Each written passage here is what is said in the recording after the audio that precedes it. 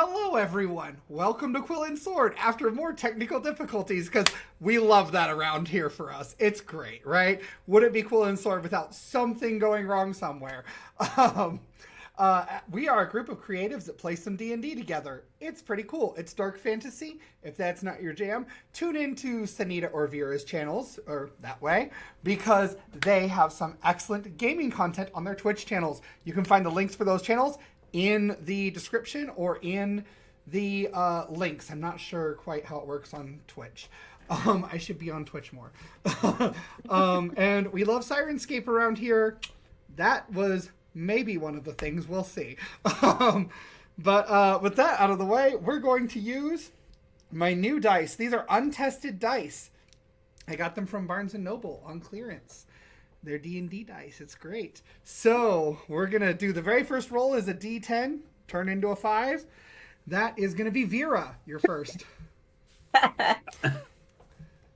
You did that on purpose because I told you I don't remember. It rolled an 8, and Megan is 1, 2, and then SENITA is 3, 4, and then Robin is 5, 6, you're 7, 8, and then MARISA is 9, 0. All right. Well, we kicked off in combat because we had to deal with a bunch of trolls, which are the corrupted gargoyles, and we sure did deal with them. Boy, howdy. Hey, MARISA, you want to take it over? Yeah, so these trolls were underneath it's the Ile-de-Fair. That's the island that we're on. was the prison island. That was the prison island. Now it's Darkwing Hold. Darkwing Hold. Darkwing Duck. Yeah. So now underneath Darkwing Hold, there's this whole sewer system, and that's where we found the community of changelings, but we went a little further down, and that's where we found the gargoyle eggs, and they were covered in evil goo. And we had to fight these trolls to save these little young unhatched gargoyles, and we did it. But for highlights of combat, I'm gonna pass it off to Robin. Oh, bold of you to assume I remember anything about the actual combat. I do, however, remember the gargoyle eggs and how they were in some kind of stasis to protect them from the corruption that was like dripping down from the ceiling. And then there was an egg there and some of the ebb and shade. Hey, SENITA.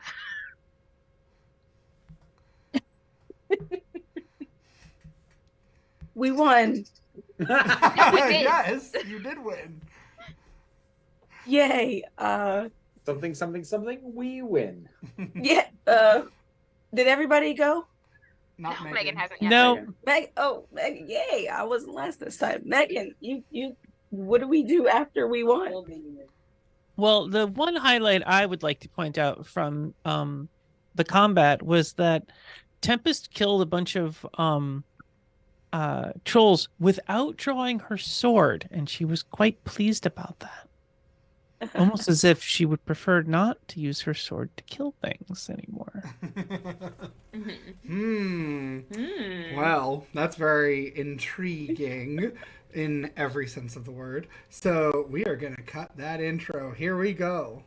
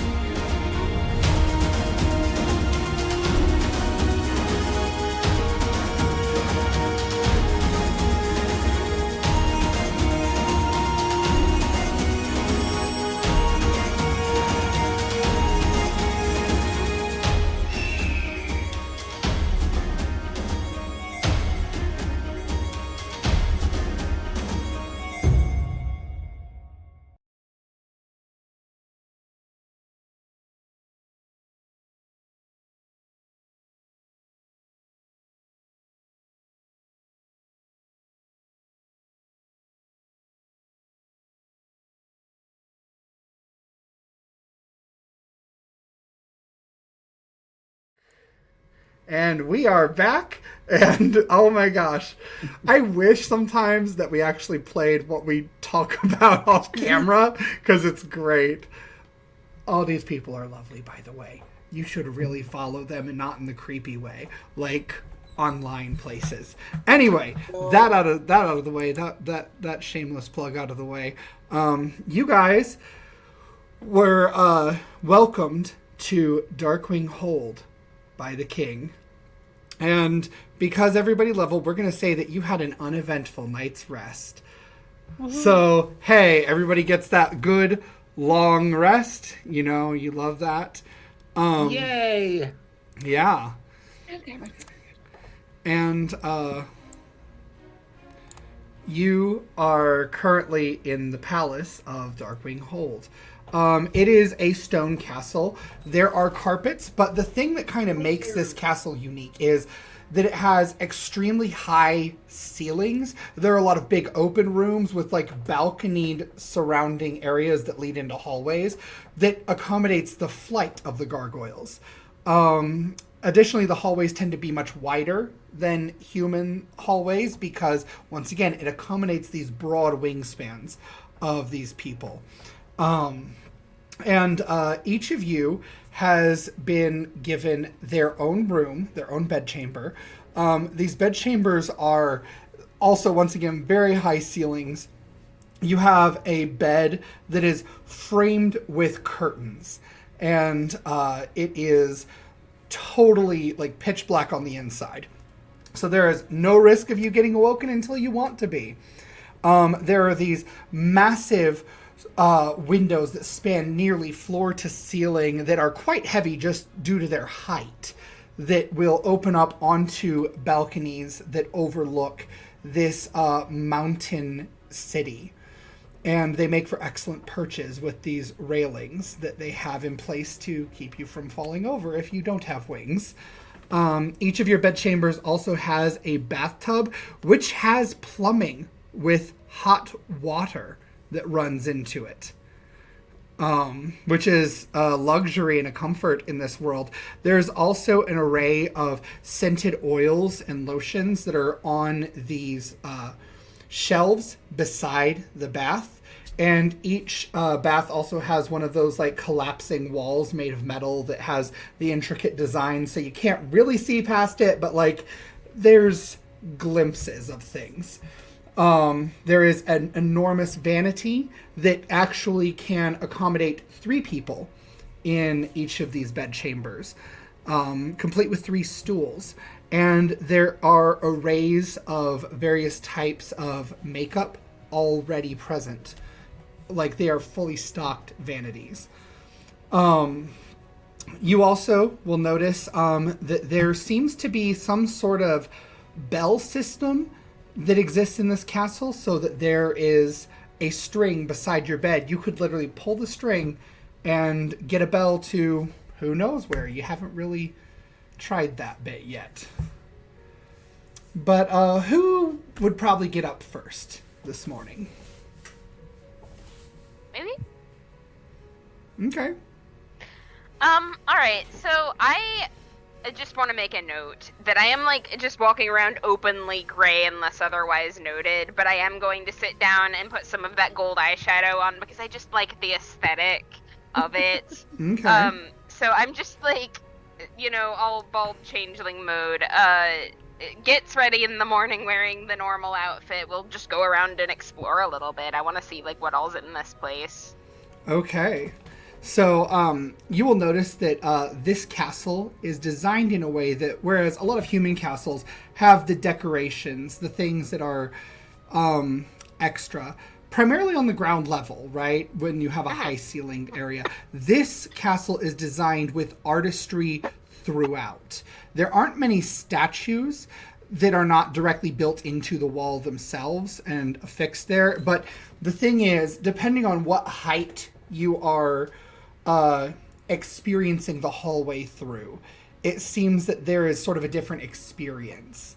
There are different types of statues. There's different decor and designs and colors used, so that it's almost like a 3-tiered hallway that opens up like into a this. parfait. Yeah. Can I morph wings without going all the way gargoyle? Yes, you can. I do that. Okay. I'm gonna check it out like the way that it was intended to be experienced because I can. Okay.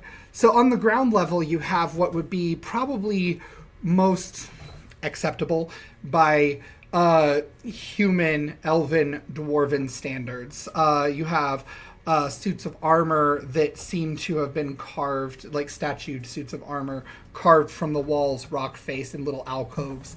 You have elaborate painting going on so that none of the hallways are actually the gray stone. Instead, they are painted with colors, with the bottom layer being red, the next layer being blue, and then one at the very top that connects to the ceiling being green. The ceilings are painted very much in like that Italian style. It's very ornate, but it depicts gargoyle architecture and gargoyle stories. You see a lot of relationship to both sky and earth represented throughout the top and bottom layers specifically.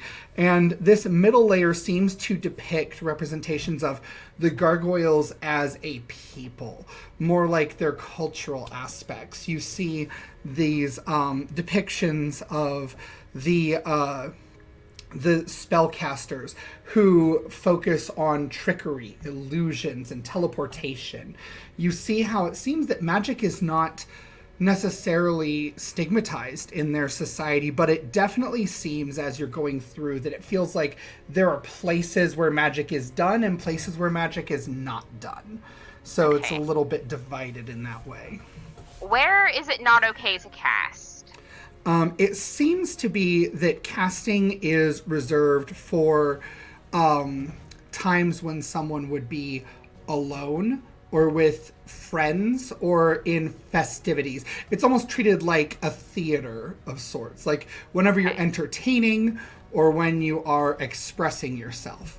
Whereas, like, not in the court, though.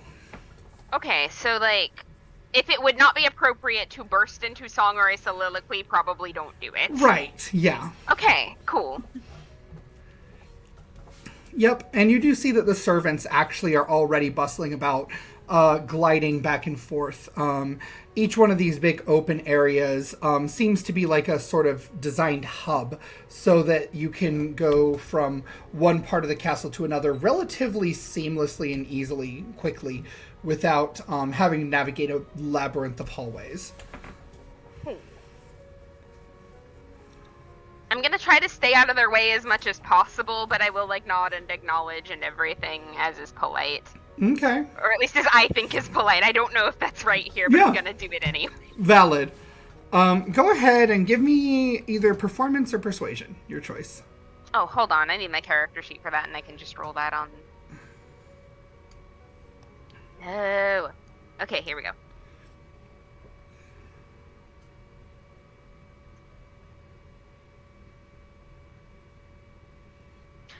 Move to somebody else for a second. I need to get my character sheet open and it's fighting me. Yeah, sure thing. Who else would be up around now? Tempest to be up. Sure. Okay. Tempest. So what are you doing in this castle?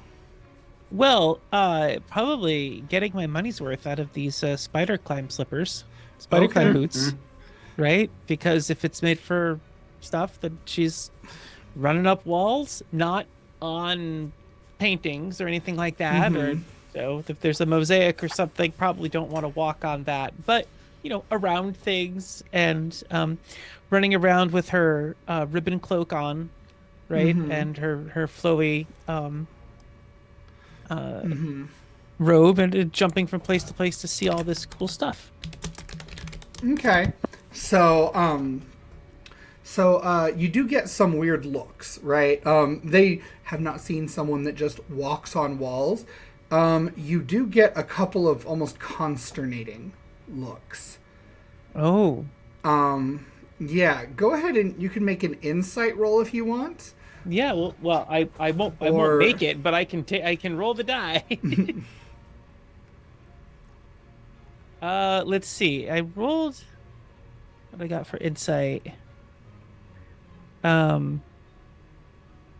Yes, I rolled a 17, which means I have a 16 17, which means you have a 16. Okay. So, you can gather, it's right around the time that you get that consternating look that everything sort of pieces together a little bit, and you realize, oh, I see. I'm doing a magical thing in an area that's not really ascribed for magic. Oh, so casting fly right now would not help. No, it probably would not. Okay, well, she just runs down and back to the floor. Okay, and actually, we're gonna roll our D20. First, we D20 roll with these dice. Let's see how it goes. Okay. Let me open I can't up help my- but be magic. Yeah, so actually, you, right when you get to the floor, it's almost like this person appears just around the corner in front of you. It's so strange. Oh no, not her again, is it? It is a woman. She is very tall. She is very thin. She has long white hair that has been sort of gathered into a long trailing tail that follows the line that her wings that have been folded to look almost like a cape behind her have made. She is wearing, unlike most of the peasants you've seen so far that primarily wear leathers and furs and things that are very, like, durable, this woman is dressed in velvet. And so she has a velvet dress on that is explicitly designed to accommodate both her wings and her tail. And she has a circlet that has, like, these almost like wrapping vines that just accentuate her horns atop her head. Her orange-red skin is adorned with golden makeup and black lipstick. And she just narrows these golden yellow eyes slightly as she sees you and tilts her head. Is it very common for your kind to cast magic openly? We are magic. There is just what we are. It's just a thing. It's not separate from who you are or what you do. It's part of who you are. So whatever it is that I do, if I were to fly around, if I were to make the grass grow, it would just be me. Well, far be it from me to impose on your elven customs, but those of us around here have a little more reservation when it comes to showing off and showing out. I apologize. Completely apologize. I will try to keep myself demure. Excellent. Wait, is that the word? Sorry, I'm not from around here. Yes, I'm sorry. I'm under the impression that there are places here that magic, defined as many different kinds of things, just magic, very nebulous, by the way. You need to be very specific about what you consider to be magic, isn't allowed. And so I didn't know, with so many wonderful people here, who are obviously creatures of profound magic, that you would have a problem. I apologize completely. Oh, that is no worry. If you like, I can provide you with a device to help you manage your magic. No, that's fine. I think maybe I'll try. And to keep it from leaking out. Very well. Thank you very much. And she smiles, and you do see that, like all gargoyles, she has fangs, but her fangs are actually adorned with like these little tips that are made of gold and have a little jewel in each one. And you can go ahead and give me a wisdom check.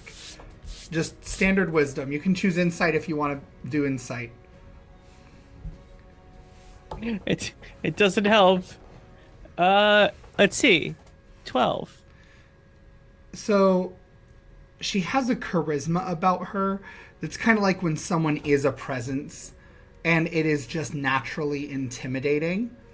And you can draw that not only does she have this presence, but she is actively trying to politely intimidate you, and it's working pretty well. Now, how your character reacts to that is up to you, but she is a presence to be reckoned with.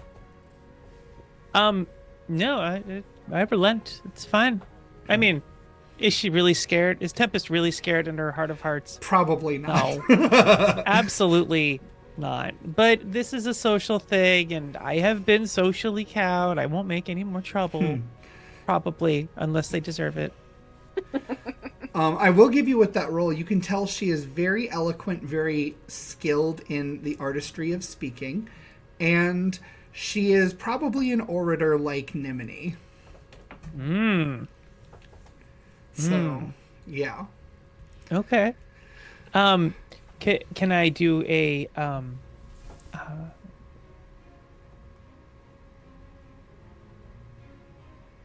performance or a persuasion or something to let her know that I understand now completely? Sure. Give me performance. That's manners. That's a whole lot of things, right? You're putting on a thing. 17 plus 6, 23. Okay. She doesn't, it's not that she was standing over you, but it's like her entire posture becomes just slightly less rigid, and you get the sense that she feels appeased. Make sure to, fantastic. Perfect. Thank you very much. I apologize again, dear lady. If you would like, you can get some breakfast over in the main banquet hall. And I can get there on the ground from here. I don't need Yes. any. Okay. Yes, Fantastic. just down that hall, and then take a left in the second hub. Fantastic. Thank you. You have a great day. You as well, dear guest. And she makes a show of bowing in a way that you would gather is a very lowly gesture, but it might not be sincere.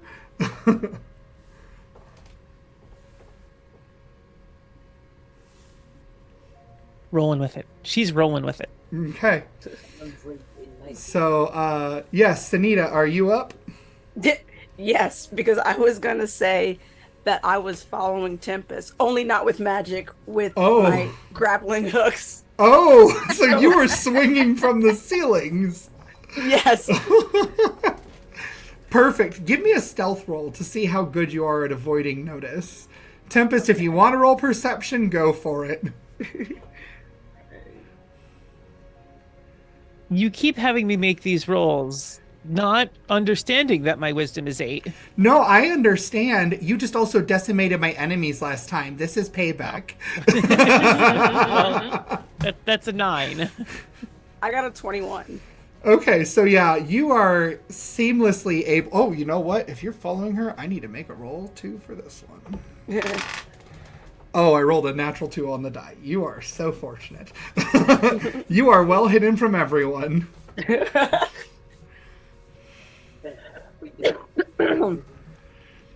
So, yeah. But I did... So you absolutely saw that. Yes, Tempest getting, screamed out, yeah. but I also kind of just want to get on the ground and just go to the woman.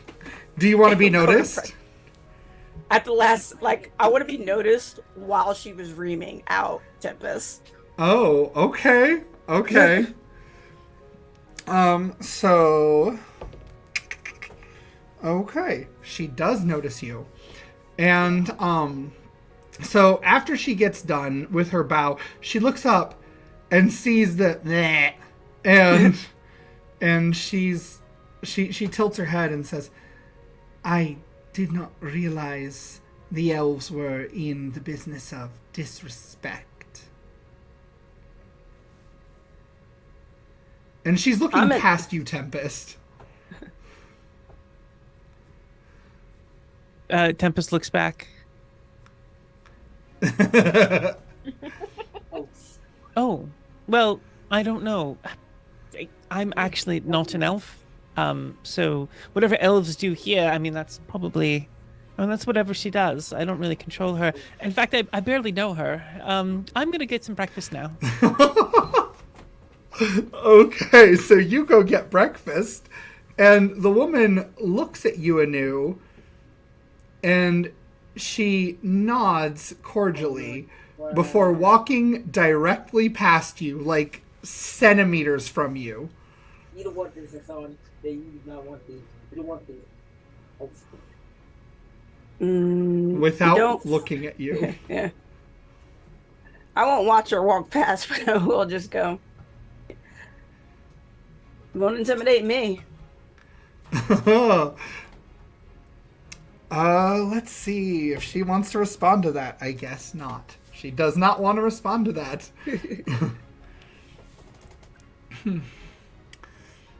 So, yeah.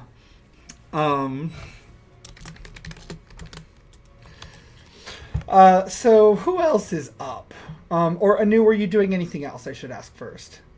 No, I'm just gonna go to breakfast. Okay, you go to breakfast. We'll get to the breakfast when everybody else gets to the breakfast. Is it Whisper Nim that you guys think would be up next? Did you ever circle back to Mask? I have not circled back to Mask yet. This is on purpose. Oh, okay. Yes.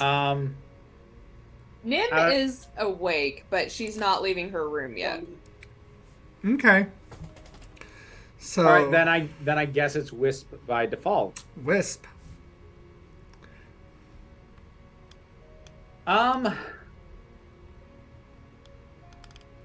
Wisp is going to do kind of a brisk walk around, like just sort of what could be considered like the perimeter of the larger areas, just to get a sense of the space and everything. Just sort of taking the time to look at stuff, but also not really taking any of it in. Okay. It's basically a show of mind is elsewhere, but making a show of it. Okay, so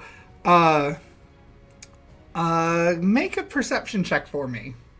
Ooh. Okay. How did we not even kill the guy? 3.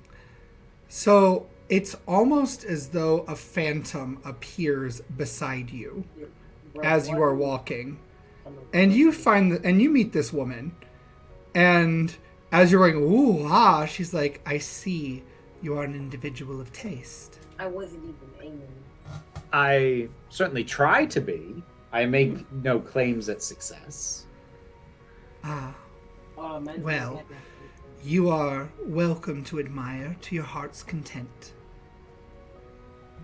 That is greatly appreciated. I shall do precisely that. And trying to do it. Yeah, Wisp will wink with that one. Okay. She smiles. You hear just like the phantom of a chuckle. So, are you one of the heroes that saved our younglings? Normally I would not be claiming that title, but for that particular deed, yes, I was present and involved. I appreciate the work that you and your companions did to help our people. I would like to encourage you to be kind with our king. You see, the saving of the young ones was very dear to his heart, and now that all of you have succeeded in saving them, he seems ready to hand over all but the kingdom itself to you. Oh, I don't think that's anything any of us would desire to take from him. But I understand the feeling that something you strove for is gone, and that can be displacing for a time. Indeed. I would ask, if you are so gracious, that you might continue on your efforts quickly. I understand that you and your friends are heroes, and I would hate to rob the world of your incredible deeds. There's going to be a very knowing smirk on this one. Like, I know exactly what you're doing. Like, I don't think we had particular plans to set up any permanent residence, of course, but we are still determining our next point. I can assure you, we are liable to move on, although I could not give you a deadline. Well, if you need any assistance in procuring a vessel or any sort of vehicular accommodation, I know that most of yours don't possess the affinity for the air. We would be more than happy to accommodate and offer our services in the most humble way possible. That is exceedingly generous of you. Are you intending on attending the breakfast? Yes, I rarely miss breakfast if I can help it. Then might I advise the raspberry tarts? Our chef is an absolute artist when it comes to berries of any variety. I shall take that advice under consideration. Thank you kindly. Of course. And she offers this bow, and while it is the same bow, it is comparatively significantly more cordial. It's almost like a game recognizes game kind of gesture, if that makes sense. I shall return the bow in kind. And she moves along. And Nim, did you want to do anything in particular before breakfast, since you waited in your room?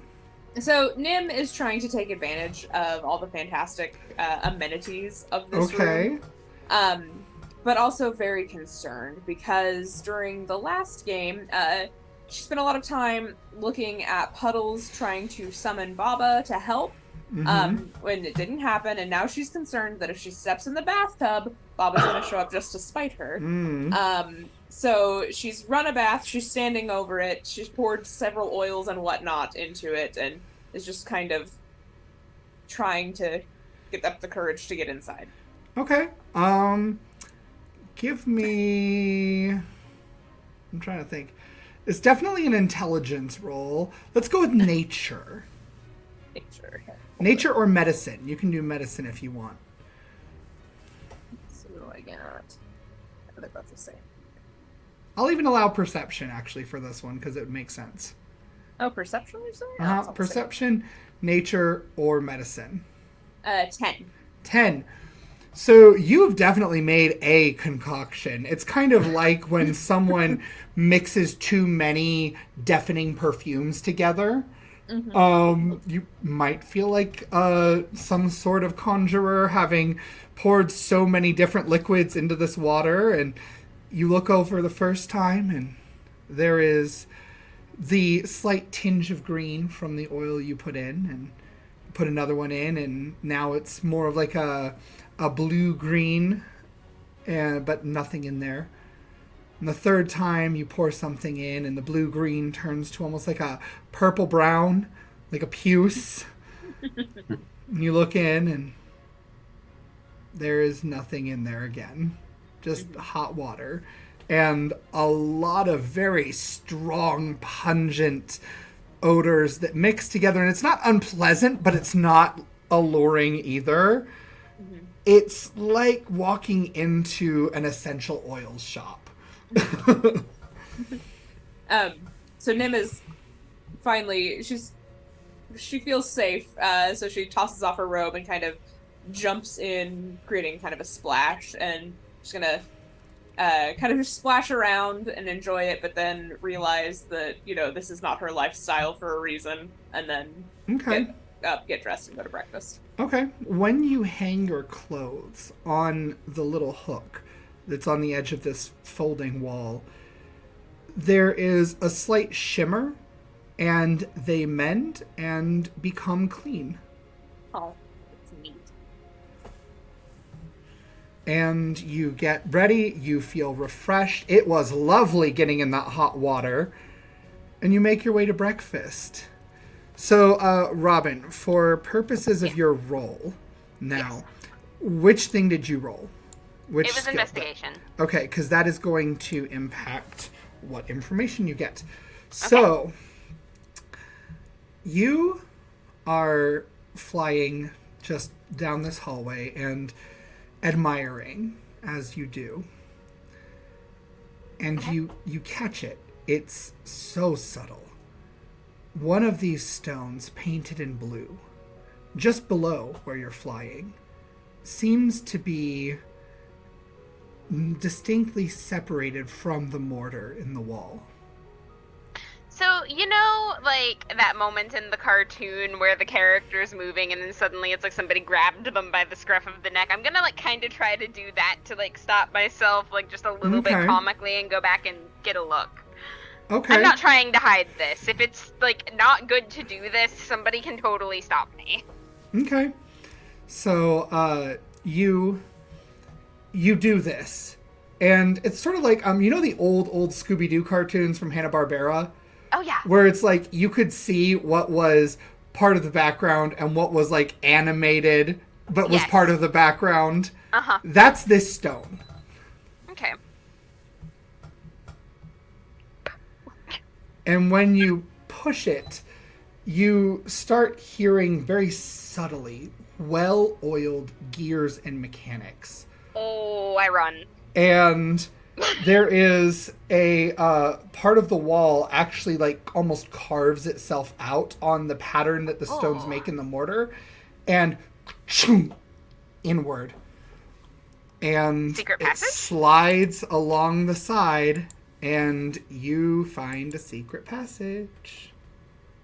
Oh, I gotta make a bonobo roll. I gotta see if I have like the mental fortitude to not immediately go see what's inside it.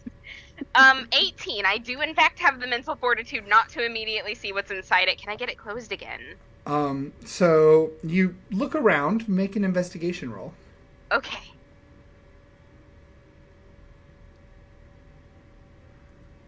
$13. 13. Okay. So you don't find the way to make it close again. Oh. But it does close on its own after about 20 seconds. Did anybody see? No. Cool. I will file that away in the back of my mind to tell the rest of the party about when we're all alone together, and I'm gonna go to breakfast. Well, here's the thing. You're not quite at breakfast yet. Oh. Because you need to make a perception check. Okay.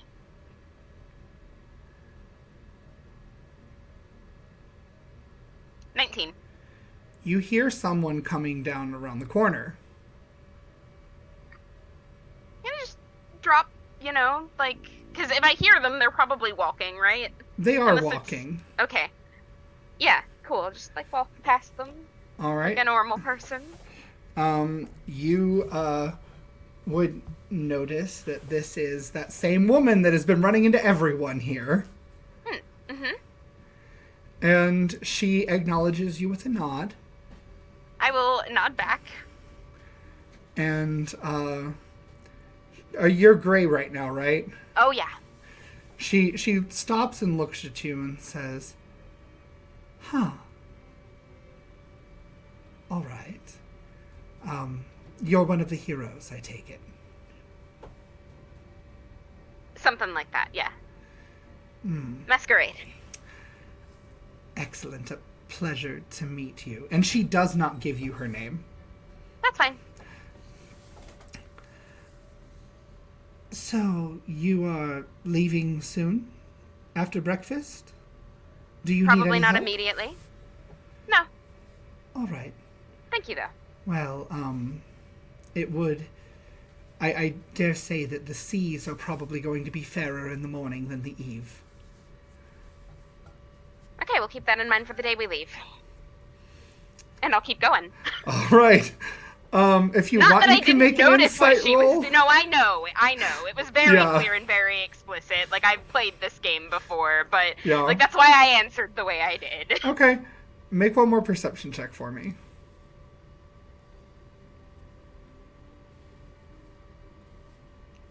11.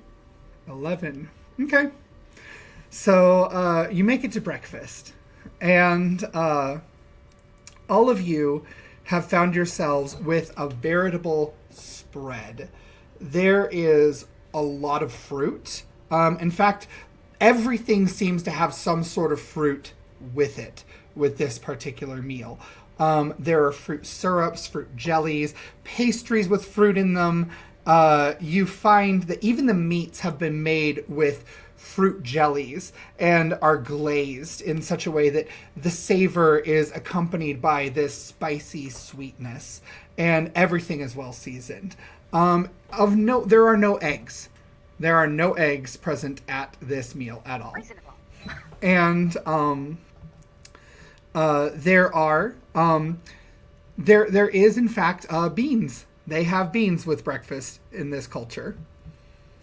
And the beans are also cooked in a jelly. So it's like if you had barbecue beans, but with like even more sweetness. Is there bacon? There is absolutely bacon. There is bacon. Oh, there thank is goodness. sausage. There is ham. There is corned beef. I'm so glad I ate before we With, started this like, session. Apples and pears cut up in it. And there is also a lot of... you know what? Actually, give me a history roll to know what this is. I'll take it. Okay. 14. 14.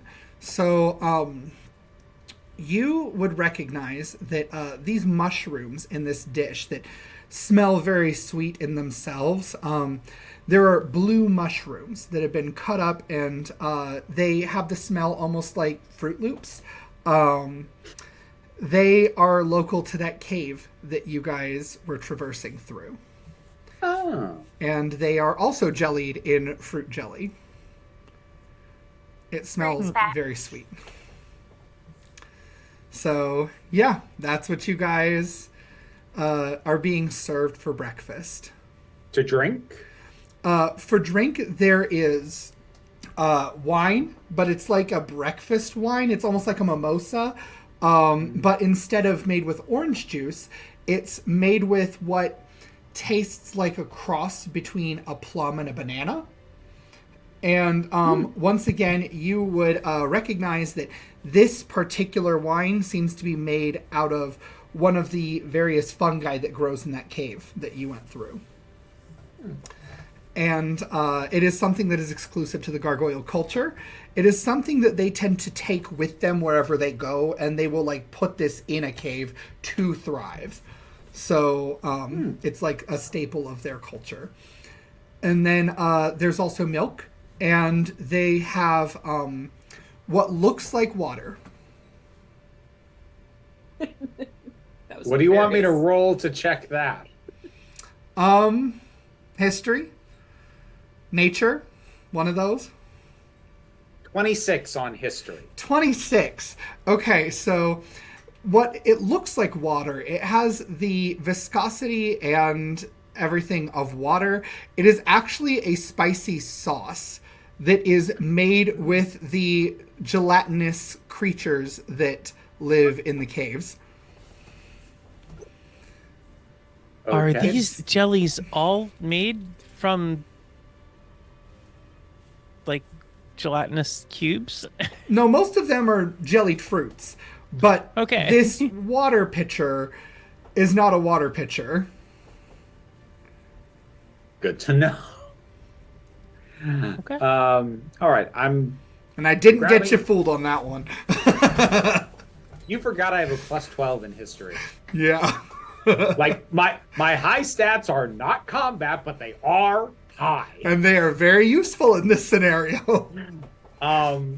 So I will grab wine, I will grab bacon, and I will see if I can find one of those raspberry tarts that was noted. Okay, so you can find one of the raspberry tarts, and there are two different varieties. Both are like this yellow, buttery, flaky pastry with an octagonal shape that houses this sort of bed of raspberry jelly. One has a drizzle made of chocolate. The other has a drizzle that looks more like your standard toaster strudel fare. Second one. Okay, so you bite that one, and it does have this, like, afterburn of, like, spice. So it's not just raspberry. It has layers to it, and it's less sweet and less sour than you imagined. It has notes that are bitter in a pleasant way, but then it has that afterburn. It's almost like boozy. Lovely. I'm all set. I'll take a seat. All right. So after a few minutes of everyone getting settled and plated and everything, the king will come in, and this time he looks distinctly more regal. He was in his casual wear to go into the caves. Now he is decked out in like this full shrug-on fur robe cape that's like just, it's almost like he shrugs it on his shoulders, but it could easily be shrugged off with a flare of his wings. Do people rise or otherwise do something when he enters? When he enters, all of the other gargoyles will do what's almost like a curtsy. It's something between a nod and a curtsy. It is very different from the bow that was offered to those of you by this woman. Noted. And yeah, just by virtue of anatomy, because they have knees that bend backwards, they all sort of do this curtsy bow thing. And spread their wings when they do. Do we do that? Do we bow? What do we do? I do. Yeah. Okay. I'll do it. I follow other people. Okay. Yeah, I will not like an overly flourished bow, but just like a standard bow because I don't know a better option. Okay. So the king takes his seat. You guys will notice that all of the chairs in this room are designed in a way that, one, accommodate for knees that bend backwards, but also have like a hole in the rear that accommodates a tail. So it's pretty easy to see like how they would be able to sit in these. And Even I love those he little sits world down, building notes. and thank you. And so he sits down at the table and he gestures to the chairs for those of you that have not yet sat. Please do sit down and enjoy yourselves. Enjoy yourselves tremendously. Thank you. You deserve it. I am totally gonna bisexual sit in this thing. I'm gonna like be in it kind of sideways and legs like crossed over the arm of the chair. Oh, I feel so called out.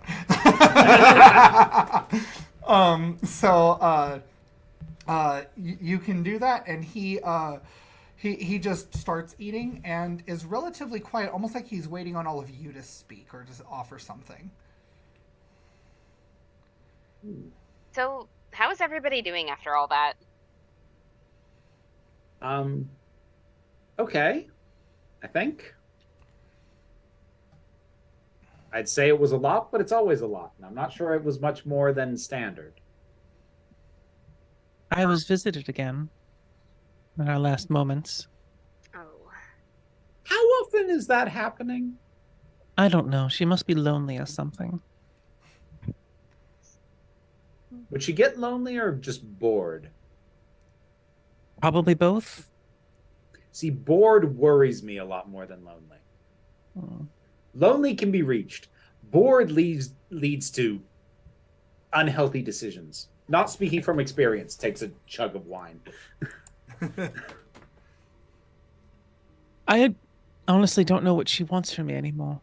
It would be just easier for her to send something to kill me like the good old days, but now she just keeps telling me how what we're doing just benefits her, as if reverse psychology is going to prevent me from helping.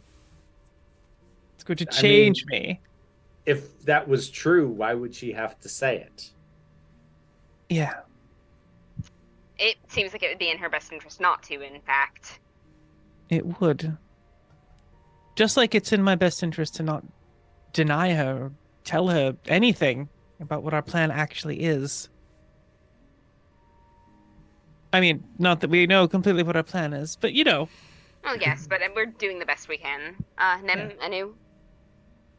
Well, I do have a quick question. If she is visiting so often, is there something we're doing that is maybe inviting her here? Is there any commonality between the times she showed up, whether it was an activity or I don't know. I mean, this is very new to me.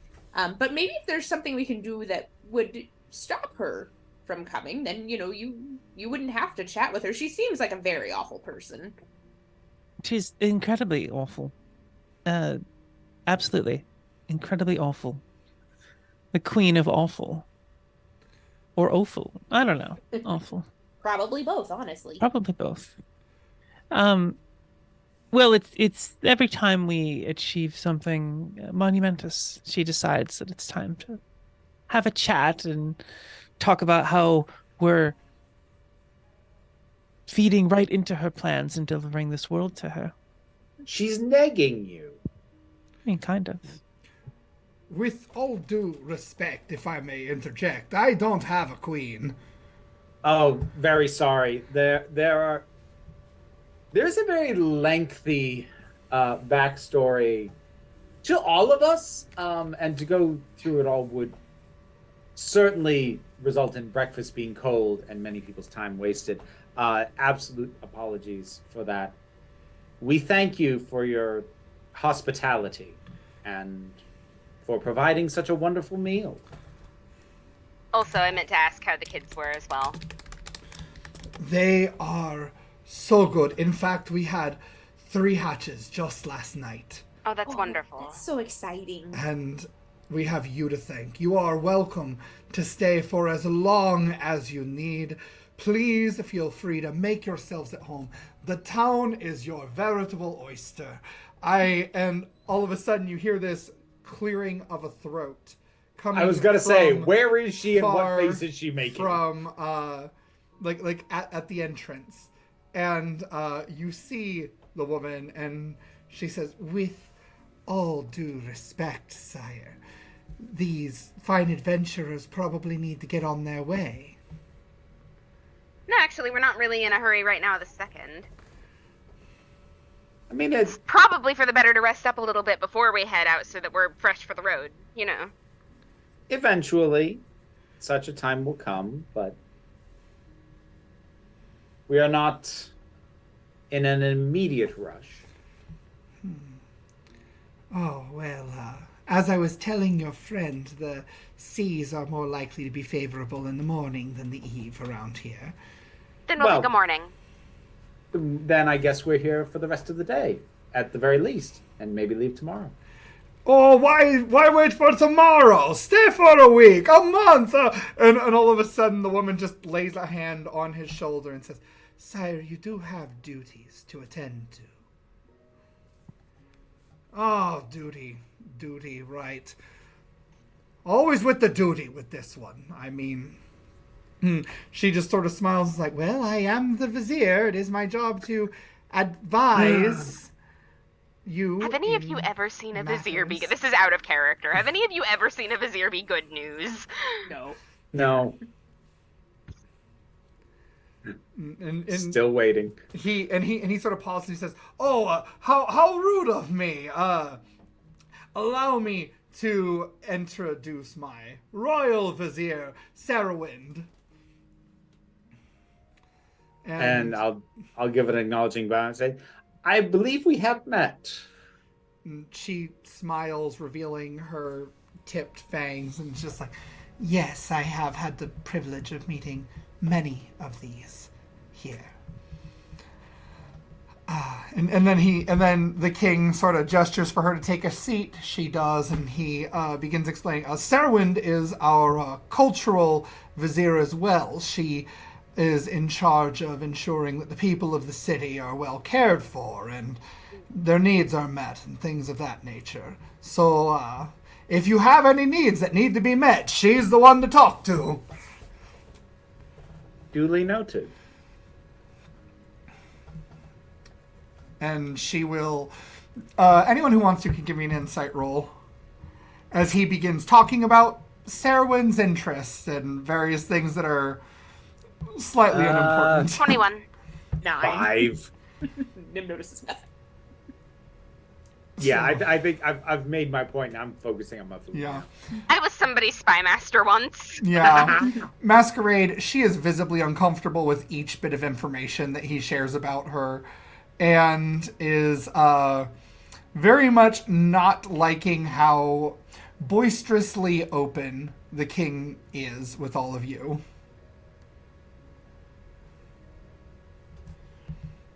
Yeah, I'm watching her. You know, I continue to eat my breakfast and things, but it's like just occasionally glancing over to like keep track of what's going on her face and in her body language. Mm-hmm. Oh, SENITA hit the magic number. SENITA sent a message, hit the magic number. That means you get whispers, or messages in this case. So,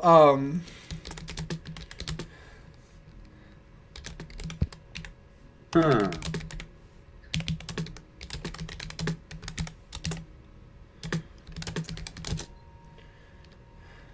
So, Stephen. mm-hmm. I want to ask the king. I imagine that the concern with the eggs was something that is taken up a great deal of your time. What will you do with that time now? Well, now I suppose I will go back to what I was doing, which was trying to arbitrate between the masses. Sarwind has been dealing with most of that of late, while I was trying to deal with the more pertinent issue of our rookery being invaded by corruption. Sadly, our people, well, because of the way we give birth, and the nature of some of the visitors that come to our fair city, not everyone is, in fact, most are not comfortable with simply leaving their would-be children in their homes. So we keep that area secure for everyone, and seeing as, you know, everyone, all of us were raised by the matrons anyway, it just makes sense. Every people finds the way that works for them. It does take a village, actually. You know, I don't understand how a lot of the other races do it. Only 1 or 2 parents, sometimes just 3. It's wild. Like, how do you manage it? Oh, I had half a dozen parents, but they were on rotation. They came in and out. I see. How fascinating. I'm always intrigued by how the other cultures of the world interact with, especially their young. Unfortunately, I don't get much opportunity to travel, you know, with Darkwing Hold being so, so complicated. There are a lot of moving parts all the time. I would imagine. I'm sure it's very useful to have an assistant such as you do. Yes, Sarwind is wonderful. She really tends to the details that are less urgent, so that way it frees me up to deal with whatever's more urgent. And now I suppose I shall be able to return to what I was dealing with, which was our recent arrival of a rather large group of, I'm not sure what they prefer to be called, but the ones that shapeshift very often. Or changelings. That, yes. The changeling people. There was a rather large influx of them about a year ago, and I'm not sure they've quite found their way in our city yet, so I need to see to that. Would you like for me to go with you? I would love that. And that's when Sarwin says, actually, there'll be no need for that. They've found a place for themselves, and they're quite comfortable. I was there, before the whole incident. Oh, were you? So you saw they have their own place, and it's a very nice place with multiple layers, multiple levels. It accommodates their unique anatomies. It does, and it is definitely quite a sight to see, and I'm sure they would be quite pleased to know that they have not been forgotten. How can you forget them? They're like almost a quarter of the population of the city. Is that so? No, I didn't realize that. Oh, yes. Their area is significantly smaller from my understanding because they often drift from place to place. And they are found in all parts of the city. But they have a community now, I suppose. Something that Sarwind arranged. So they had a place. Ah, I see. Could they be other places if they so chose? Or is this the only place they could be? Well, of course they're welcome other places, but our city is not always... Our people have some growing to do in accepting those who have not necessarily invested in their particular businesses in the same capacity. An interesting way to put that, but I understand the nerves. Well, I won't parse words. We have a lot of pirates and thieves, and there's a lot of smuggling that happens down there at those docks. But it sort of has been creeping the last few years, just creeping up the mountainside and the illicit goods and whatnot. And so Sarwin's been helping to deal with that as well. Deal with it how? Try and reduce it, or try and ensure that it is a smooth flow of business? Because there's more than one way to address an issue like that. And he looks to Sarwind, and she smiles and says, it's a very complex solution.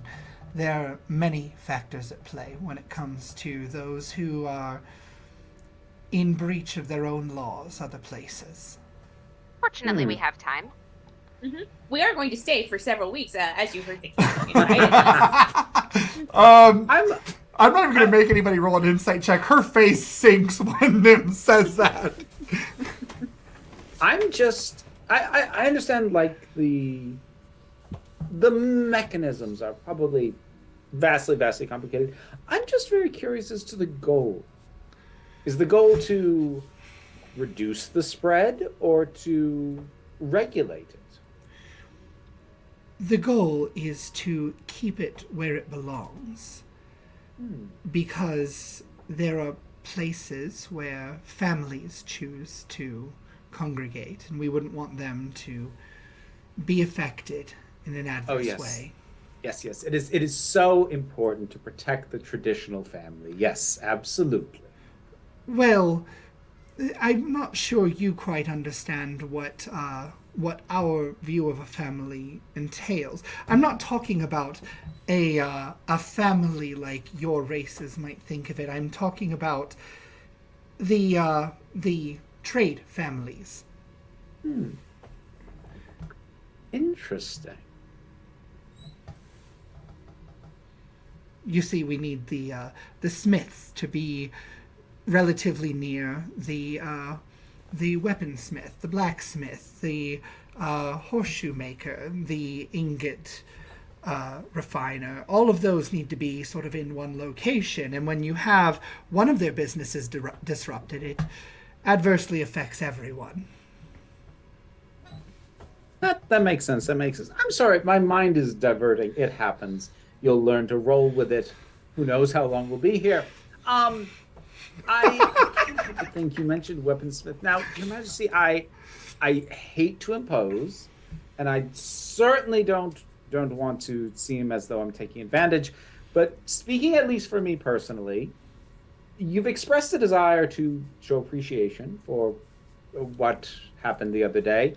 I, for one, am very much in need of a more refined and superior weapon to what I have. I had something that was working quite well for me that unfortunately is no longer viable. And while I'm fond of my rapier and dagger, they often feel insufficient to what we encounter. Ah, you must be talking about your friend who found his way into the smithing quarter and made himself very much at home. Oh, did he? That is wonderful. He was very generous with his many stories of you and yours, and he shared a great many things. Did he? Yes. Maybe after breakfast I'll catch up with him. Could you direct me to where the smiths might be? In fact, I can. And she produces a map of the city. And it has the different sections marked out, including the smithing quarter, which is adjacent to the merchants district and the artisans district. So it's actually like a part of the artisans district. So, Makes sense. And you can see how she has many places marked out, and the ones that seem to be circled and be most accentuated are those that are dealing with supplies, food, rations, and transportation. Yeah. Yes. I will take the map. Thank you. This is greatly appreciated. Wonderful. I hope you find it very, very useful. I'll pocket that and Okay. munch on some bacon. All right. So you munch on some bacon. This bacon is really well seasoned, and it has the aftertaste of like it's almost like somebody made a syrup out of berries and then like glazed it. Because it's got like that snap, that little sugary, like candied bacon, basically. Ooh. Lovely. You know, I could get used to this food. I could just eat this every day for the rest of my life. I see. How amazing. Truly. Of all the places we've been, of all the places I've been on this world, this is by far the most generous and luxurious. You know how to treat a Kai. That's so fascinating, because I was under the impression that your group came from VERA. Most of us do. How is Queen Chanel, by the way? Well, you know, it's been quite some time since we've seen her. Anything could have changed between now and then. I mean, you are... But she was in good health. She was in good health. Very healthy. And you advise royalty. You know that there is much on her plate. Of course, there's much on any royal's plate, which is part of why our king is so grateful, because you have taken something off of his that now needs to be replaced. We should investigate if there's anything else we could take off his plate. And the king claps his hands in this booming way I'm not going to do for the microphone and says, "That sounds like a fantastic idea! Have at it!" There are many things that we're able to accomplish, and in just the daily advance of our quest, certainly some of these things must have some kind of synergy. We could find these. Unless our main quest takes us to another location. If we had, like any time we could find a clue or a direction, and we'd have to leave immediately. Oh, and what main quest might that be? Oh, well, Heavy is the head that advises the crown, so we wouldn't want to burden you with anything that we're up to.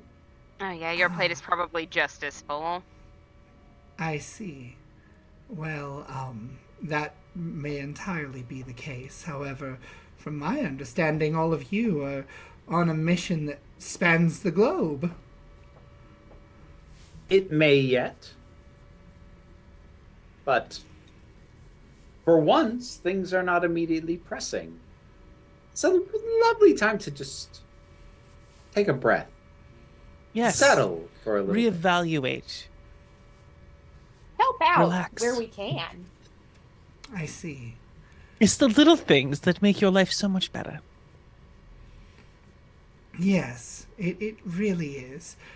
In fact, speaking of your friend, perhaps you all would like to take the day to see the city and maybe experience it along with your little friend in the smithing district.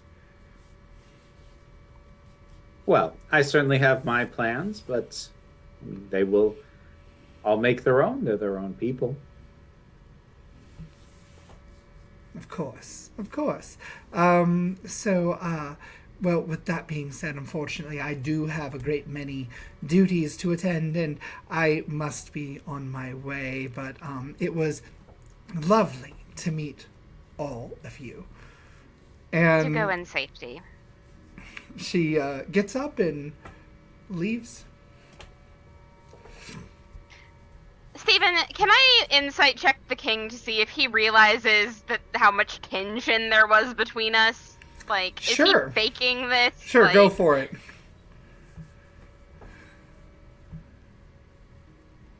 I'm using my inspiration. I really want to have Okay. this goal. 26. 26. This king has all of his points dumped into strength and constitution and charisma. Oh, he's a himbo. He has a very low wisdom and a very low intelligence, and he's probably a little klutzy. Oh no. And I like him a anybody- lot, Steven. Anybody else getting Sultan and Jafar vibes from Aladdin Oh, off heck. this whole scenario? Yes.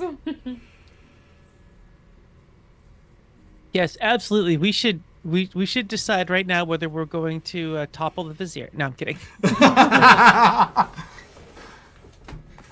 Out of character. That was out of character. Yeah, I need to also get on more par for this game. information. Yeah. Because man, never mind. We need a private meeting like at some point. Like, are we meeting up in somebody's room tonight? At some point, certainly. Cool. For me, after So- breakfast, I'm heading to the smithing. Yeah, I'm District. going with the king to the changeling village because I'm it's probably going not with good for him to Cass. come rolling up alone. If Wisp will have her, Tempest will go with Wisp. Sure. What did Nim say? What did you say, Marissa? I'm going with Mask. Okay, you're going with Mask. So, Anu, are you going off on your lonesome, or are you going to join somebody? Or do we not get to know that and I get in messages? I'll take it a second. I think I'm gonna go off on my own. Now, Okay. but we're all still. Did we clue Tempest into the earbuds? No, we never did. I want to snack on this old bucket. Well, I'll just, I'll let Wisp know that when we all go off on our separate ways, I'm just gonna be like, that bitch was shady. She had something on her dress. Oh yeah, she really wants us anywhere but here. Oh, this is the best place to be then. I at the very least want to know why. Yeah. It's entirely possible that she has good reasons, but it would be doing due diligence to find out what those reasons are. I'm gonna sneak around. What are we in, a town, a village, whatever? You're in I'm a just gonna- castle in a city. Yeah, alright. I'm gonna just sneak around in every nook and cranny for however long it takes them to go to the changeling village and then get their smithy stuff. Okay. I'm gonna go sleuthing. Oh, sleuthing. So we have a new Holmes. All right. So how are we gonna do this? Does anyone have a solid game plan of what they're wanting to do and where they're wanting to go? Because we can start with them. I mean, I want to find Charlie specifically, find Okay. out what he's up to. All right. So Charlie and then Tempest, you're going with them, right? Yeah. All right. Yeah. So Tempest has been considering many a thing and needs to talk to some people.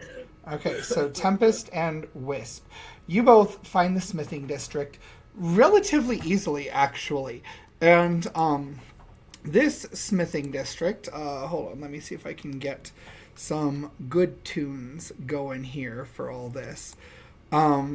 So you are finding that this particular district is quite busy, and it seems that it's busy with people more than just gargoyles.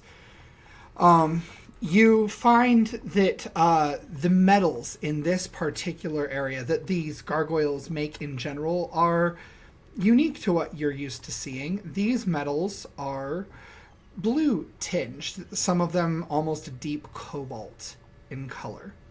You see there's an armor smith, there's a weaponsmith. There aren't many horseshoe makers, but there is one. Yeah.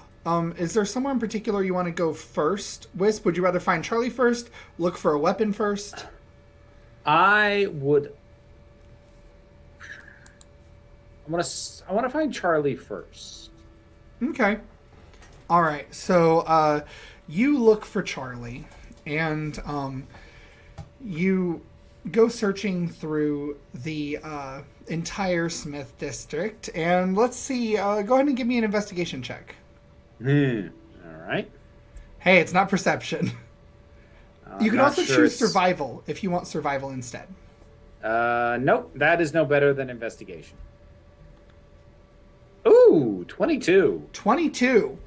You are pretty confident that Charlie is not currently in this district.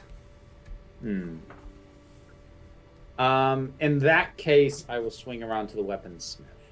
Okay. So you come to the weaponsmith, and you see this person who is... you can't actually determine what their gender is. They are a green-skinned gargoyle with 4 horns, 2 poking up on each side, and they are missing a wing. They are wearing... They're pretty built, actually. Like 6'4", broad-shouldered, all that stuff. An apron. Hello. And... Sorry. Oh, you're good. And they have this... all of their clothing is quite loose, actually, which is unique for the gargoyles. And it does not show a lot, which is also kind of unique for the gargoyles. Gargoyles tend to wear things that accommodate their wings, that accommodate their tails, that are generally like, think maybe barbarian Viking armor type things. But Gotcha. This person is wearing like a big, almost poncho that, while it does accommodate the wings with these slits that go up the back, it is still very loose, and it is over an apron that they're wearing as well. Gargoyle equivalent of a hoodie. I got it. Yeah. I got you. So, do they seem busy? Do they seem occupied? They are currently occupied with what seems to be oiling a sword. I will approach. All right. And they kind of look up and they say, hey, you, Yes? interested in a sword? Funny you should ask. And they gesture to the one that they're currently oiling and then to the ones along the wall. Are you looking for something nice? And sort of holds up the one that they're currently shining. Or you want more standard fare? And gestures to the wall. Well, I suppose it might depend on the price range. It's such an awful habit of mine to admire things I can't afford. Ah, well, this one just seemed that it would strike your fancy, given that it's quite fancy. And they hold it up, and you can see that the hilt is actually, it looks almost like a whirlwind drawn in 3D with metal. And it encompasses the entire hand to act like a guard for the hand while you grab the hilt. And it is a rapier, and it has a turquoise jewel embedded in the hilt. Oh, that's gorgeous. For you, the fancy one whose aesthetic frankly matches this pretty well, I would be willing to part with this for, say, 500 gold. That is a very fair price, and exceeds my on-hand funds. However, I expect that I will be back to see you again soon. All right.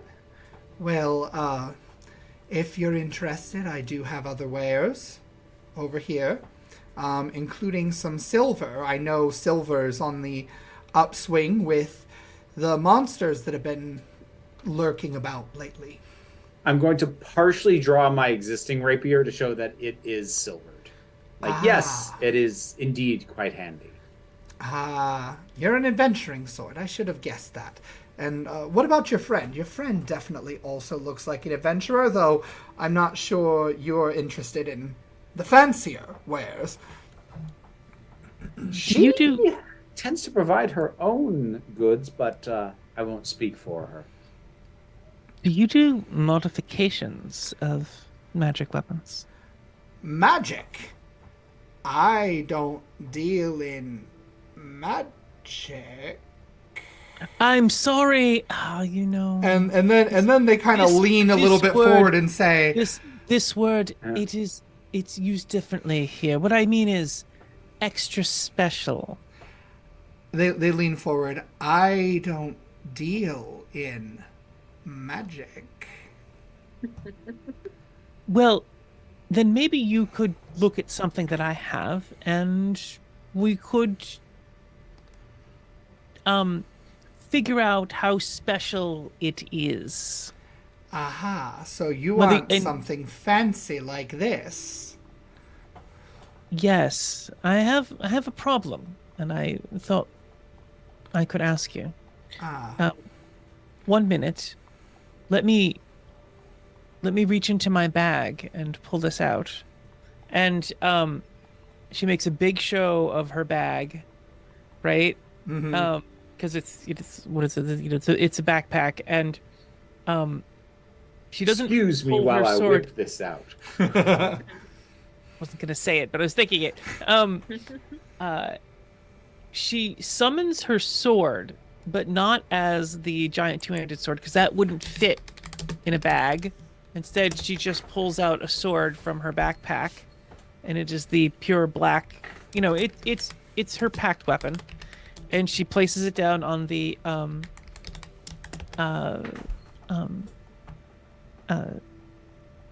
in front of the guy. Okay. Or the person who's guy can be gender is neutral. In front of the dude. I'm a dude. I'm not going to argue those right now. She's a dude. But we're all dudes. Everyone's a dude. So, for the record, I don't agree. It doesn't matter.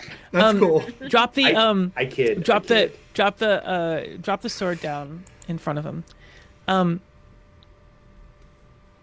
Yes, well, it needs some modification. There's some stuff that happens with it that I'd like to make stop. Oh. Well. Unwanted. What are you talking about? Well, sometimes it's specialness.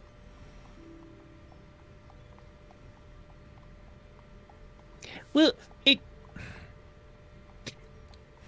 it might conduct energy in a way that I don't wish to have anymore. Sends things places that it shouldn't go. You want me to make something less fancy? Well, more like no downside. So, let me take a look. And they will examine the sword. Megan, roll a d20 for me. Okay. Can I know what? Is it a saving throw? Is it a skill check? It's not a saving throw. It's for them. It's for the smith. Okay. Oh, that didn't roll anywhere. That. Can I spend whatever a two? A 2 is not going to work. Mm-hmm. With an inspiration. That's a 3. A 3. So you hand them this sword, and they look it over, like, yeah, this is outside my wheelhouse. I can tell it's fancy, but this isn't the kind of fancy I deal with. Maybe the other guy would know something. You'd be lucky to find him. He's like a traveler or something. He was passing through. He was very, very excited to meet me and see what I had, but you'll have What to did he catch up look with like? him. Oh, big fella, portly, scruffy. I'm going to describe Charlie and see if that matches up. Yeah, it matches up. Okay. I don't suppose you noticed where he headed. I didn't actually, because he came, he looked at my wares, I turned around for a minute and turned back and he wasn't there anymore. Figured maybe he got bored. Or maybe my fancy wares weren't fancy enough for him. He seemed to know quite a bit about fancy goods, if you know what I'm saying. He does know a bit. Thank you. Stephen, I'm going to loop around to the next few smiths, describe Charlie, and ask if they saw him about or where he might have gone. Okay, make an investigation, survival, or insight. Your choice. Let's see. Best option is either investigation or survival. They are the same thing there. I'm going to spend the inspiration to do that again. Okay. Somebody on this team needs guidance. 16. 16. Someone thinks they saw him leave with someone wearing a cloak. They were definitely a gargoyle, but they were wearing a cloak, which is a little weird for gargoyles, right? They didn't catch much about them, except that they had a maybe red tail. It was quick. It was very quick. Did I get a direction with that? They point to just near where the artisans district, the rest of it meets the Smith district, and says, just down the alleyway right there between those two buildings. I am beelining it because I'm starting to get a little bit concerned. Okay. So you beeline it, and there's an alleyway. There is a manhole cover that goes to the undercroft. There is there is a place to dispense garbage, and you see that on the end of the street is a person who picks up the garbage that is currently wheeling a cart with a horse. Don't suppose they're in a cloak with a red tail, are they? No, this gargoyle is blue and has long purple hair. I'm going to approach them and say, I'm so sorry to bother you. I know you're working. I'm trying to find a friend of mine, and I seem to have gotten turned around. I don't suppose you've seen, and I will describe Charlie. And this young fellow, he can't be more than 23, 24, turns around, he's like, Yeah, I saw someone like that yesterday, actually. Was looking over at the weaponsmith, but was saying a lot about things that I don't rightly believe that Jaren over there was comfortable with, spouting about magic and runes and whatnot. And well, Jaren doesn't deal in magic and runes, right? Oh, right. Wink. So, and he sort of he offers like this sheepish shrug and says, "Well, I don't know. That's what I saw, and I was picking up the garbage. I do this. This is my job. I'm trying to do a good job. Please, if you see my supervisor, mention how clean the streets are. It's a chore." If I do, I will indeed say that. Thank you. Of course, of course. Also, Jaren didn't mention me, did they? I didn't make a general inquiry. What would the reason to mention you be? Just, a general interest, or did they look my way, perchance? Unfortunately, I wasn't looking for it. I will try and keep an eye out for that in future. Thanks. Yeah. Do you think they would... Nah, never mind. No, it's okay. And he had like started to pull this like letter out of a pocket and then just like shoves it back in and crinkles a little bit. Whatever words you might have thought to say, I believe you'll find are generally best said in person rather than passed along in a form where inflection and intent and meaning may not fully carry. You sound a lot like this changeling person that's currently entertaining over at the bar, over in the food district, with this gargoyle dude and an elf lady. I've met them. They are lovely. Yeah, you remind me a lot of them. I will take that as the highest compliment. But, okay. I'm going to rework this a little bit before my shift's over. I've got time to think with picking up the trash and whatnot. Best of luck. Stephen, out of curiosity, can I give a bardic inspiration to an NPC? Yes, you can give a bardic inspiration. Okay. I want to give this guy bardic inspiration. Best of luck to him with his endeavor on this. So I rolled just to see generally, like, how it would go, right? You're not going to be there for it, but no, I'm you not. Get the sense that whatever you said really gave this guy the confidence he needed to get over some sort of hump or hurdle, and he is like gonna do really well. Nice. Excellent.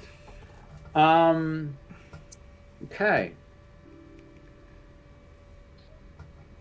Well, I guess I'm going to wander the artisan district. I don't have a plan now, so I'm just going to meander.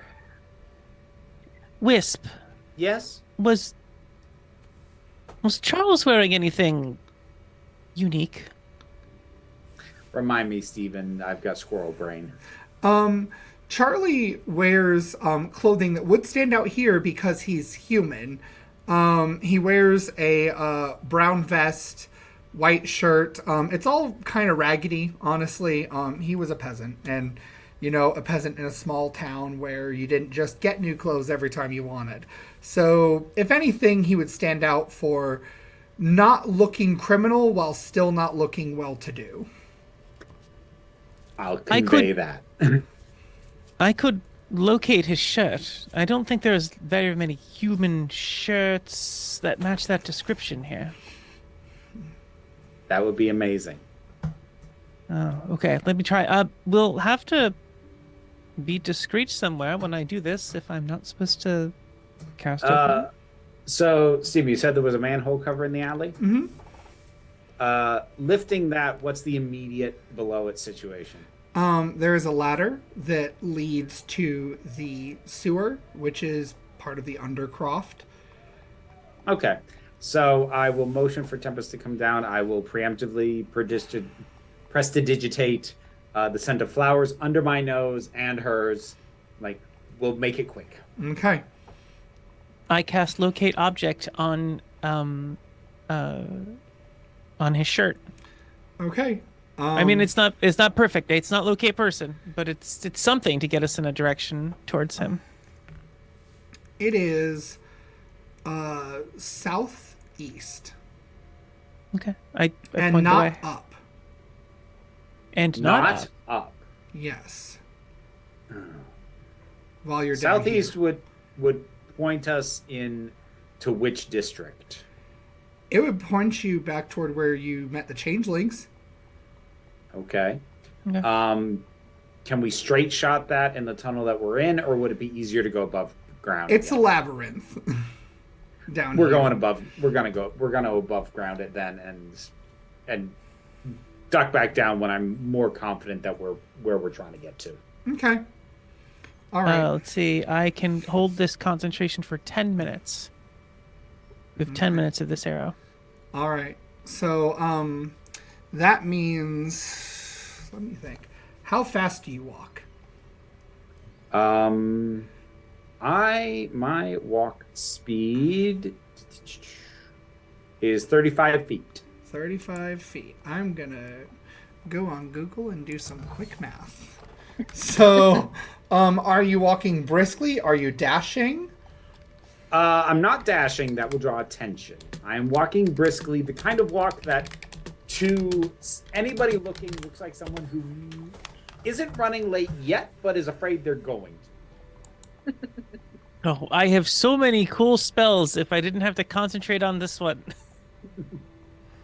Find Steed would be appropriate right now. How Wow. many times has Find Steed come up? Okay. Wow, I don't know what to think when you say wow. Sorry, I'm Really just stressful. I'm just impressed at how fast D&D speeds actually are. 20 feet per second is about 13.6 miles per hour. Good God. So, yeah. Yeah. 20 feet per second. Oh, but that'd be 20 feet per second, not per 6 seconds. That's the trick. You divide that by... That's the thing. So, I was like 3. So, yeah. Okay. So you guys are going to run out probably 3/4 of the way there. But you can cast it again if you want. I was going to ask. I will cast it again. I mean, Okay. we'll find like an alley or something because like it's a quick cast. Yes. Yeah. Yeah. Okay. Yeah, we'll find an alley or something and. Okay. I have used all my second level spells. So, yeah, you guys make it to the entrance of where the changelings are, and we're going to cut away to someone else. So, Anu, where are you snooping exactly? Well, I was gonna start in the castle and then head out into the city. You're going to start in the castle and head out into the city. Make an investigation roll for me in the castle first. Okay. And we'll see how well you do. Okay. All right. Yeah. You said investigation, right? Yep. 2. All right. I'm gonna use my inspiration. Okay. All right, 18. Okay, so 18. So you... that's the question. Let me do that. Okay. You do, in fact... hold on. I'm trying to get this Syrinscape thing to work. There we go. So, you do... Oh my gosh. Sorry. My interface is not liking me today. It's fine. I'm just going to hit the stop button. We'll do that. I love that they have a stop button for stop everything. So, anyway, you managed to find that Sarwind. You remember Sarwind, right? We love Sarwind. She's the vizier. Sarwind alights in a hallway when she's fairly confident she's not being followed or watched. I didn't know it. And she opens up a secret passage in the middle of one of the hallways. And she swoops inside.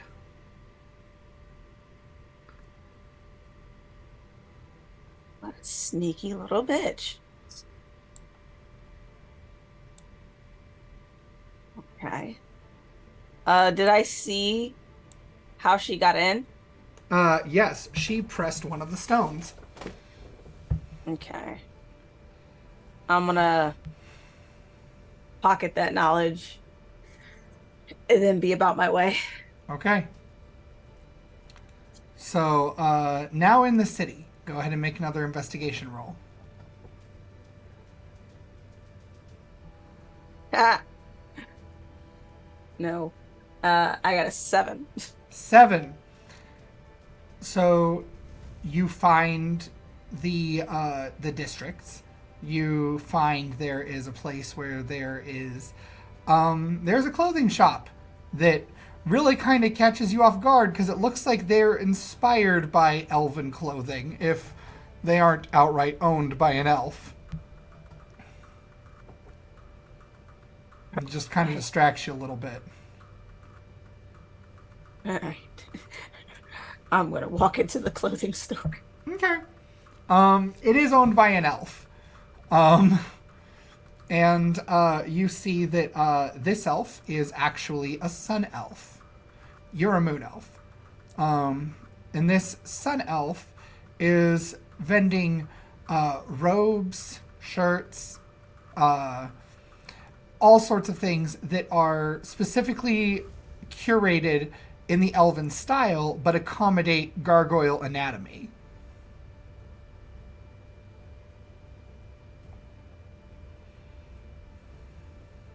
That's interesting tailor you got here. Of course I'm interesting. I'm the most interesting, in fact.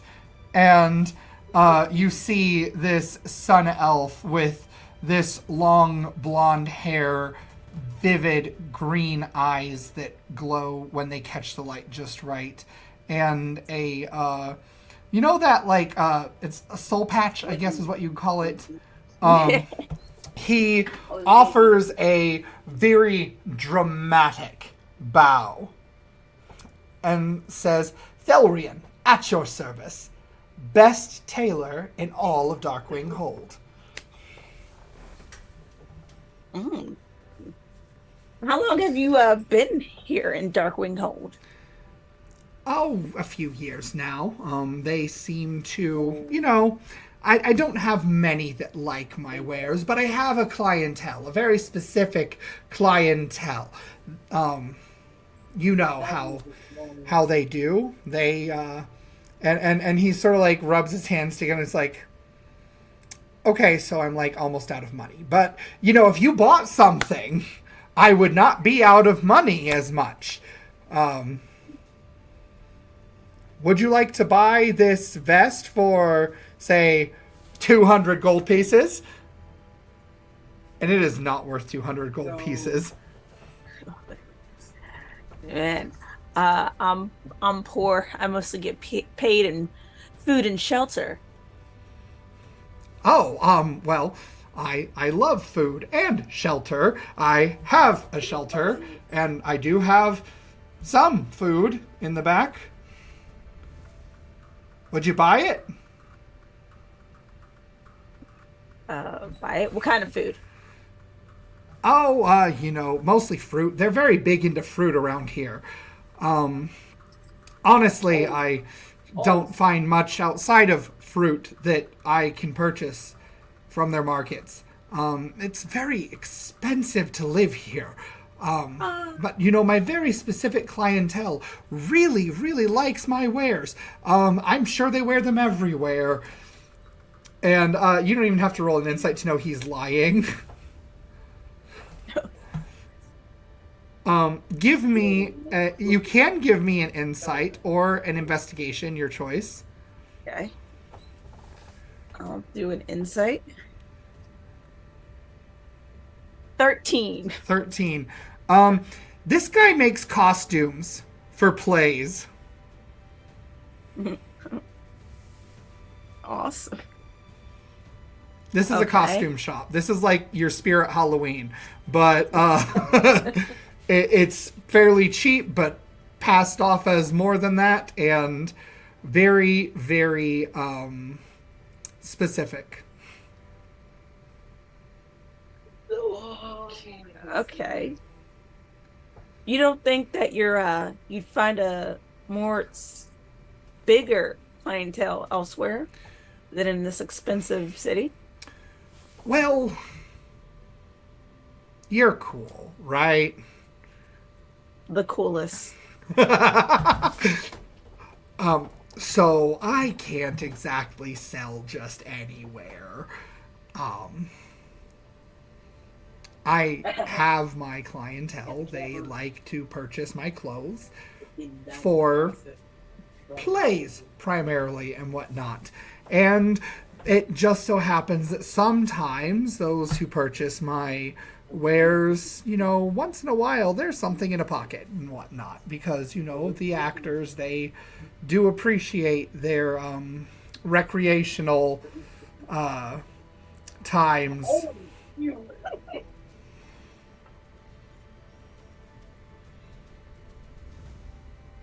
Oh, okay. That's I guess that's one reason to stay here and struggle by.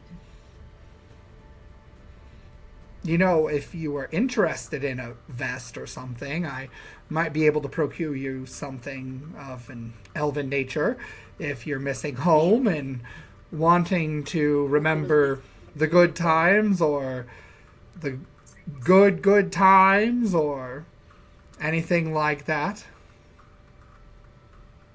That's what trenching's for. I see. Well, if you're not interested, then perhaps you'd like to, well, according to my my watch here, and he produces like what looks like a pocket watch that has a flick open, and it's like a proper mechanical watch. According to my watch here, it seems that I have an appointment in just a few minutes. So if you could make yourself scarce or appear scarce, I would very much appreciate it. Oh, all the time. I'm not even here. I'm just gonna walk out. Okay. You can give me a let's see, perception or investigation or survival, whatever you think is most appropriate here, to notice someone. I'm gonna do perception. Okay. 24. 24. So you notice a what you're pretty confident is the silhouette of a gargoyle wearing a cloak coming around the back here. Oh, yeah. It's time for me to be a ghost. Okay. So, make a stealth roll.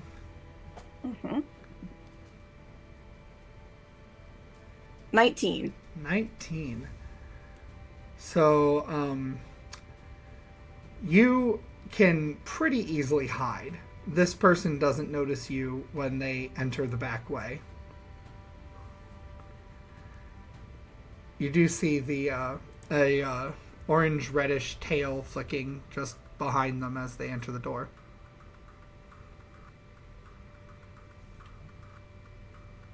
Oh yeah.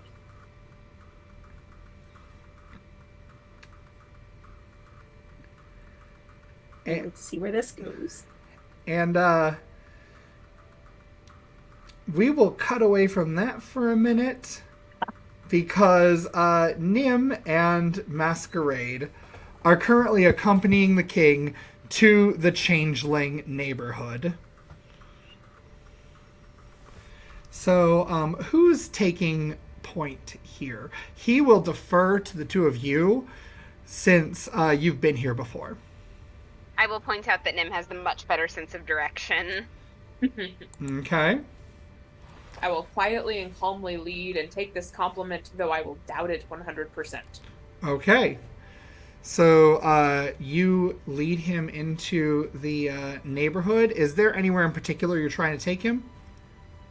I am trying to get a hold of the de facto leader that sent us to him to begin with. Mm-hmm. Okay.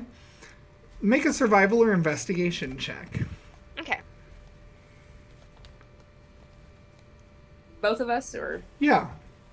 Okay. 21 investigation. 21. I'm going to use my inspiration. Okay. 15 survival. 15. All right. You said that. So you guys run into Lyrical. Oh, hi. Hello. You're back. I take it that the delving went well. Oh, yeah, it did. It did. We brought the king back with us to talk to... I noticed. You did bring the king back. Why is he here? to talk to... Right. Can you send him out? Send who out?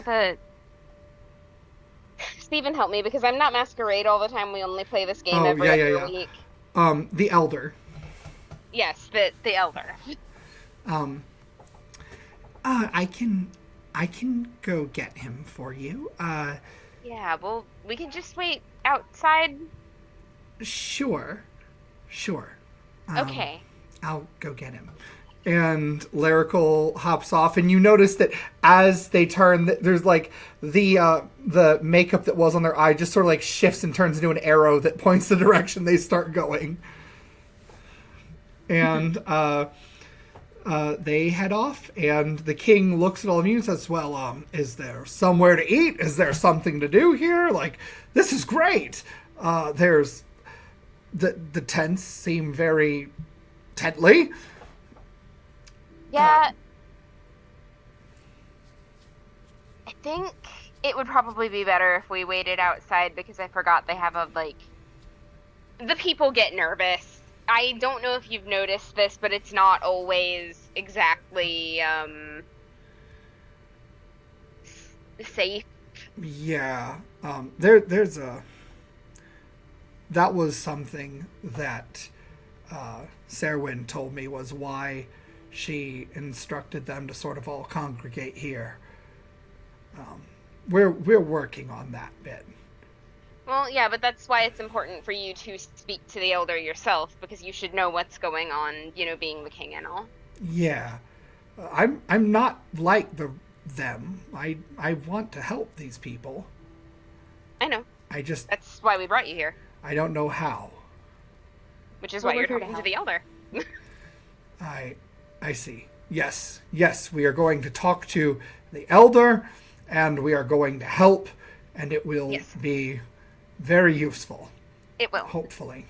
Yes, absolutely it will. And the elder comes out, and with this crutch cane that he's got, and he says, so what can I do for all of you and for you?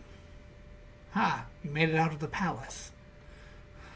Yeah, we brought the king to talk to you, just to make sure, make sure everybody's getting what they need and everything, because he wanted to come talk to you and like check in on the situation here, because we found out that Sarwind was the one that was dealing with you up until this point and thought it would be good for you to talk to him personally. Yeah.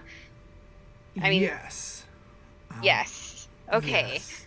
And I'm like visibly relaxing a little bit at that, but still just a tiny bit tense because I'm not sure if I just made a boo-boo. Yeah, so he looks at the king and looks at you, and he almost looks more to you like he's looking for something.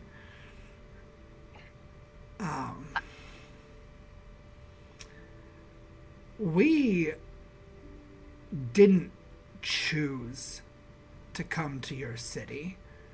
It just happened. It was an accident, and while your vizier has been helpful in getting us relocated, we did not want that. And we can go other places thanks to Lyrical, but we can't make it home.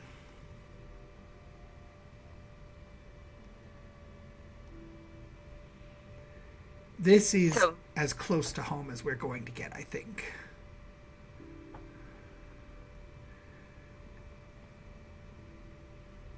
What were you going to say, Robin?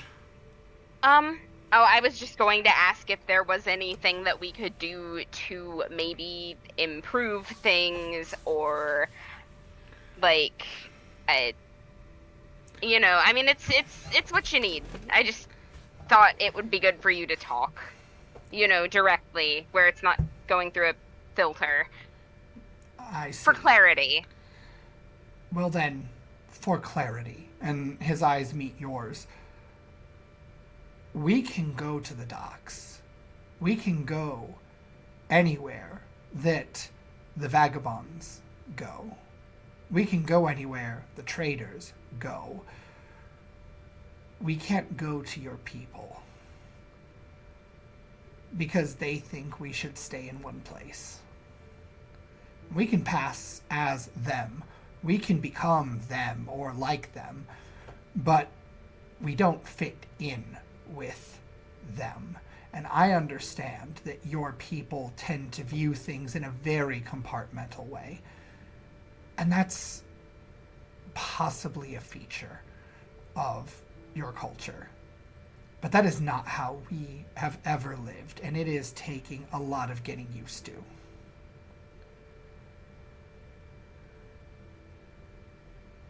So, what would be your ideal outcome of discussing that? Like, what do we want? We want to have a say in where we can go. Representation. Yes. We can do representation, right? And I'm like gonna look at the king, like that's reasonable. Your vizier. You must understand, our people can look any way. We can be any way. So the thing we value above all else is honesty. And your vizier is very difficult to read. And I don't know what her end game is. And I don't like that. She says the right words, she does the right things, but there's always something else there.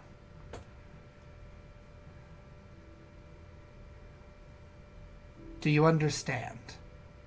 Do you understand? And he looks at you, Nim, in Masquerade. I'm nodding. Like, nodding and internally thinking we need to find out what her end game is and come back and report on that.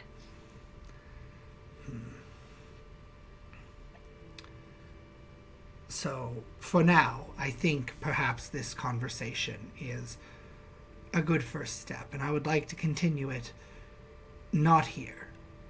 Somewhere more private and maybe more or less proper. I'm not sure what I'm looking for, frankly. We are a people displaced, looking for a way to find a place without risking our families, our children, in a world filled with monsters where travel is not just safe for people who can't hold a sword or wield a spell. Okay. I think I'm following what you're saying. And I'm gonna look to the king and, like, just kind of try to gauge how he's responding to all of this, or, like, how much of this he's following. I'm sorry. So you don't even need to roll for this because he wears everything on his sleeve. There is this combination of genuine ignorance that he just cannot grasp it, but his heart is still breaking for something, probably the emotion that he hears in his voice. And the king says nothing. He is at a loss for words. Okay, so here's my proposition. Let us find out a little more. Let us get a little bit more information. We will find a more appropriate place for a meeting, and we can do this again, reset part 2, with more facts and a bit of a game plan. Yeah? Yes. Okay. And the king just nods. We can do that. Thank you. And we are going to cut back to SENITA very quickly because Anu, you are spying on these people in this shop, and you can hear just the hints of conversation, and the owner says, "You sure you really need this much?" And the person in the cloak says, "Well, I have to keep him under somehow. This is the easiest way."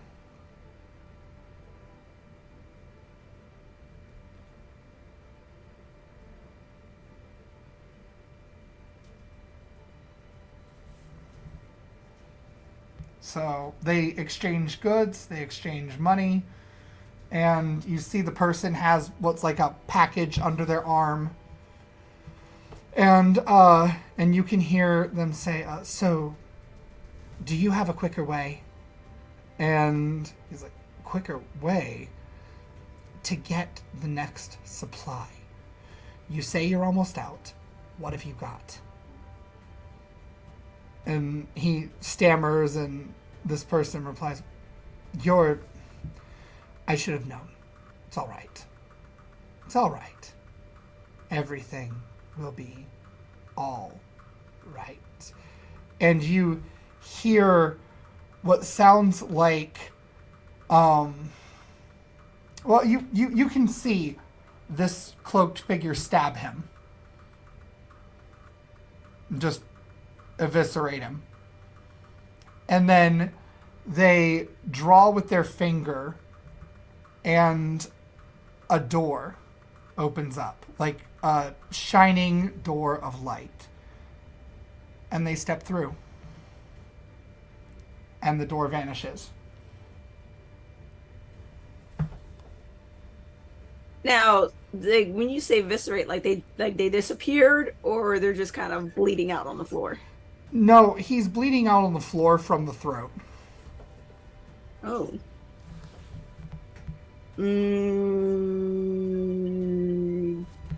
There's blood splatter everywhere. Oh, God. Can I rush to see if I can stop it? I mean, it's a throat cut, so I don't think so. Yeah, you're not going to save him. Yeah. But I will let you make investigation or perception, your choice. All right, I'll do perception.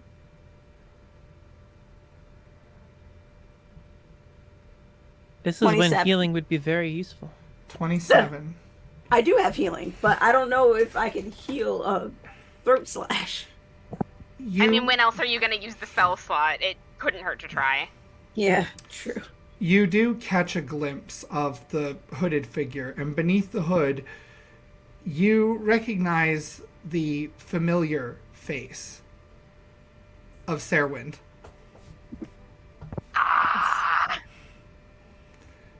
All right. And What a shock. I love to hate her.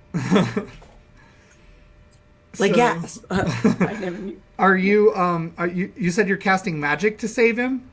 Yeah. All right. Then in that case, I need you to give me an initiative roll. Oh my god. All right. It's right in the middle, so we'll see. It is an 18. You succeed. Yeah. So you manage to get. Normally, this wound would be a death sentence, and you extend your hand, calling forth the magic in you, and the wound seals itself. It scars, but it's sealed. And he sputters a little bit, and you see his eyes fluttering open and closed, and he starts convulsing a little bit. He was almost gone. So we will open next time to see if you can fully revive him. So yeah, that is our game for tonight. Thank you everybody for coming and watching. These players are all wonderful. You need to follow them all over the interwebs. They have YouTube channels, they have Twitch channels, TikToks, all the things. Follow them. There are links. Find it in the description. And until next time, whether it's on the page or at the table, tell your story your way. Bye, everybody.